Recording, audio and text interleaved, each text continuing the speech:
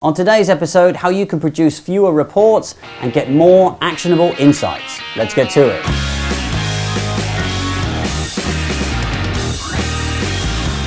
Hello and welcome to Teamwork. I'm Dan Thomas, and in this series I help businesses grow, collaborate and create communities that thrive. In today's episode we're talking all about reporting and how you can stop creating so many reports and start getting real actionable insights for your business. So what is it about reports? We create more and more and more and more and more and more reports constantly, but we don't get any actions out of them. And then we spend hours poring over exactly how those reports look. Does this sound familiar to you?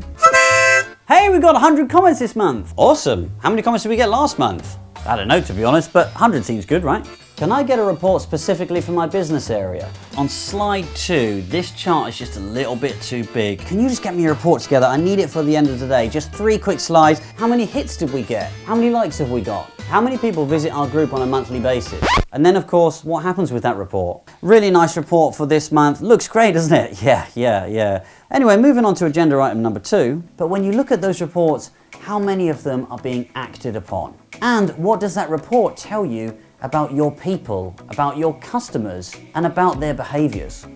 A report is only worth having if you, 1, intend to take action on it, and 2, provides you some insight. To create better reports, you need to start thinking about your objectives. What are the outcomes you want to achieve from this data? Align those outcomes with your broader business strategy. Look at what people are doing over time and examine the trends behind their activity. Dig into times when people have reacted strongly to your actions and find out how you might be able to do more. You can also combine those reports with other data to tell you more about your people. Here's some examples. Instead of saying we got this many visitors to our group, look at where they come from and how they move around that group. What does their journey look like and where are they likely to end up?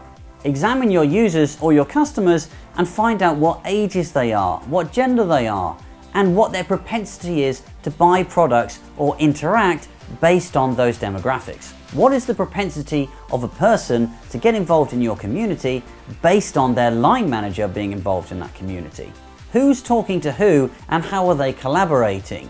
If they're not collaborating, how can you support better collaboration between those areas? If you need to provide reports to other teams, firstly challenge those teams on whether that report is really necessary and ask them what actions they are taking as a result of those reports. Look into new tools or automations that will allow them to draw down those reports, cut out all unnecessary reports and stop reporting on things that you're not taking action on. Here's a little something to try.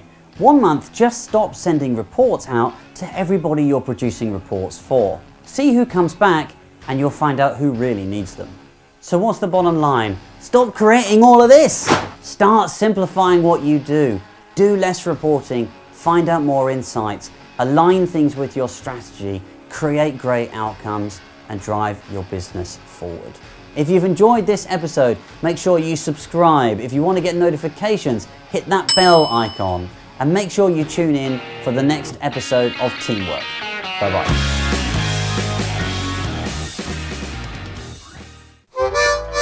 Reporting all day, making some nice slides.